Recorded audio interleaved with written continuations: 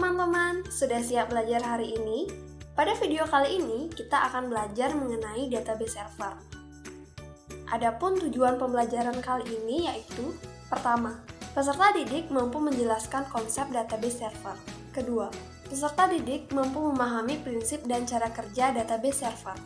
Ketiga, peserta didik mampu menentukan langkah konfigurasi database server. Nah, sebelum kita mengenal database server, apa yang kalian pikirkan saat mendengar kata database? Apakah digital, catatan, data, komputer, atau hal tentang statistik? Atau mungkin kalian belum pernah mendengarkannya? Oke, mari kita simak penjelasan berikut ini. Jadi, database adalah kumpulan data yang disimpan secara sistematis di dalam komputer yang dapat diolah atau dimanipulasi menggunakan perangkat lunak untuk menghasilkan suatu informasi. Sedangkan database server adalah sebuah program komputer yang menyediakan layanan pengelolaan basis data dan melayani komputer atau program aplikasi basis data yang menggunakan model client server. Di mana pada topologi ini digambarkan bagaimana posisi database server dalam sebuah jaringan. Pernahkah teman-teman berpikir di mana Twitter, Google, atau YouTube menyimpan semua datanya? Nah, mereka menggunakan database server untuk menyimpan data. Sebelum mengenal lebih jauh tentang database server, mari kita cari tahu terlebih dahulu mengenai sejarah dari penggunaan basis data. Sejarah awal basis data secara runtut adalah sebagai berikut. Pada tahun 1969, Charles Babbage memperkenalkan dasar untuk pemodelan set besar data berupa struktur data diagram atau DSDS sebagai sarana grafis untuk mewakili hubungan antara entitas data yang berbeda. Kemudian tahun 1970, Code memperkenalkan konsep bahwa user database harus tahu tentang inner database, di mana Code mengusulkan database model relasional. Selanjutnya tahun 1971, kelompok programmer bernama Codasyl mengusulkan bahasa deskripsi data untuk menggambarkan database. Setelah itu, pada tahun 1975, Charles Babbage kembali menunjukkan model relasional dan struktur dataset yang sama dan kongruen secara data penataan saat ia bekerja untuk Honeywell. Dan yang terakhir, pada tahun 1976, Peter Chain mengusulkan the model entity sebagai bentuk hubungan database relasional, di mana model ini sering digunakan untuk menggambarkan database relasional. Setelah mengenal sejarah dari penggunaan database, mari kita cari tahu mengenai konsep dasar dari penggunaan database server. Pada database server, data diterjemahkan sebagai fakta value yang tercatat atau merepresentasikan deskripsi dari suatu objek, yang selanjutnya dilakukan pengolahan untuk mendapatkan suatu informasi. Sebuah basis data memiliki penjelasan terstruktur dari jenis fakta yang tersimpan di dalamnya yang disebut skema. Skema menggambarkan objek yang diwakili suatu basis data dan hubungan di antara objek tersebut. Hubungan atau relasi data biasanya ditunjukkan dengan kunci dari tiap data yang akan disimpan. Nah, apakah kalian tahu apa saja fungsi dari database server? Beberapa fungsi dari database server yaitu: 1. Semua data untuk organisasi dapat disimpan di satu lokasi. 2. Database server menambahkan tingkat keamanan data. 3. Database server menyediakan layanan database management service di mana data disusun dengan cara tertentu sehingga meningkatkan pencarian dan pengambilan data. 4. Beberapa klien dapat mengakses data yang disimpan di database server dalam satu waktu tanpa saling mengganggu satu sama lain. Nah, kemudian, apakah kalian tahu bagaimana prinsip dari database server? Prinsip utama database server adalah pengaturan data dengan tujuan utama yaitu fleksibilitas dan kecepatan pada saat pengambilan data kembali.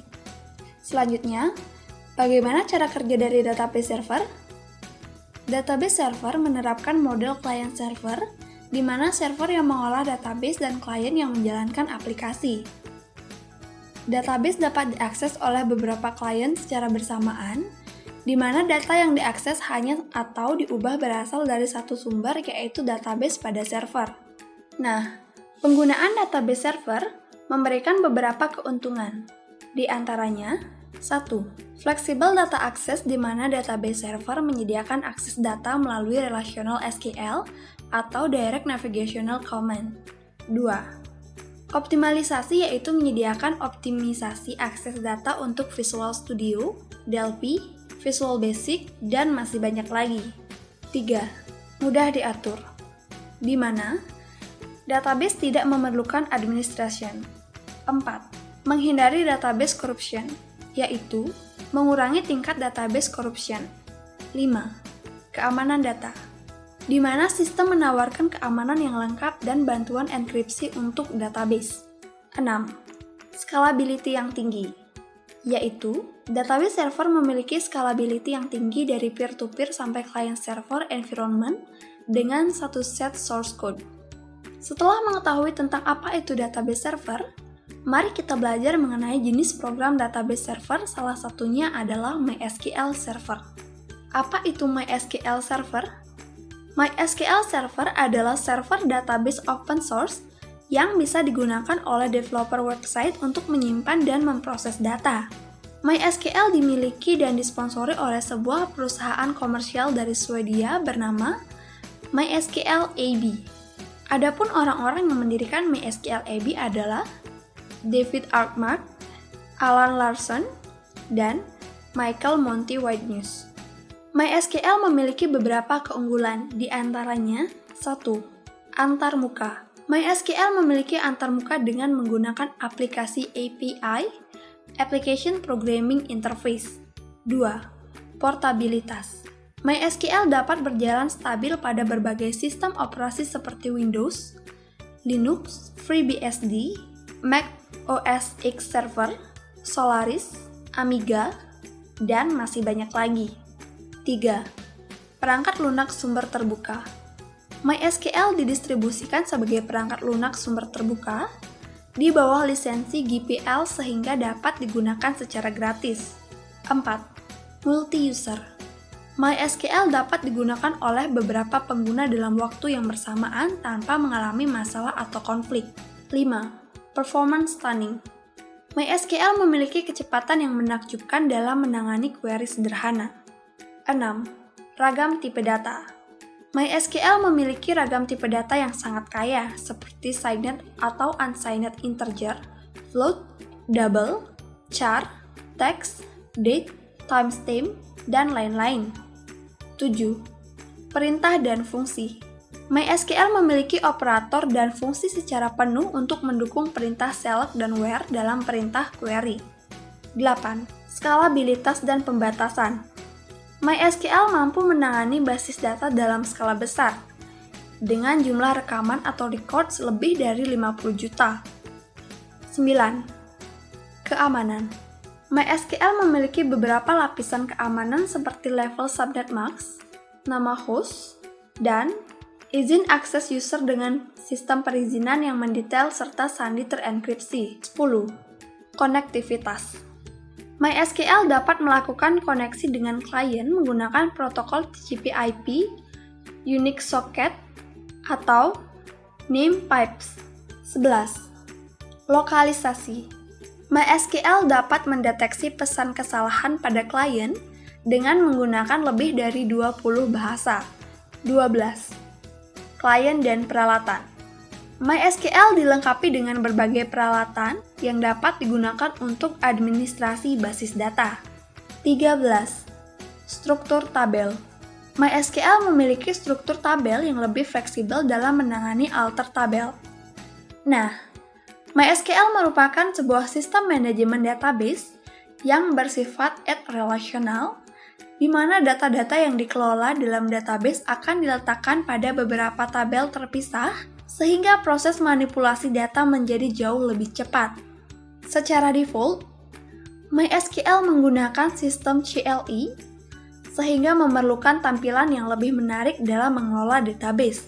PHPMyAdmin merupakan salah satu aplikasi berbasis PHP atau Hypertext Preprocessor yang berguna untuk pengolahan administrasi database MySQL berbasis GUI melalui web, sehingga dapat membantu dalam pengelolaan database server.